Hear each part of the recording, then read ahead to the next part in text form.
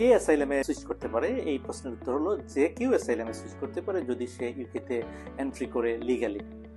Legal entry বলতে যে ভিসায়, যে প্রপার ভিসা ইউকেতে এন্ট্রি করেছে সেটা যদি ভিজিটর হয়, স্পাউস হয়, স্টুডেন্ট হয়, ডিপেন্ডেন্ট হয়, স্কিল ওয়ার্কার হয়, যে কোনো ক্যাটাগরিতে লিগালি এন্ট্রি করার পরে তার যদি ওই অ্যাসাইলামের এলিমেন্টগুলো এবং রিজন থাকে তাহলে সে অ্যাসাইলামে সুইচ করতে পারবে।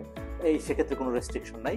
একটা নতুন রেস্ট্রিকশন, যেটা আগে যেটা রেস্ট্রিকশন ছিল না, ইলিগাল এন্ট্রেন্টরাও ইউকেতে অ্যাসাইলাম ক্লেম করতে পারতো।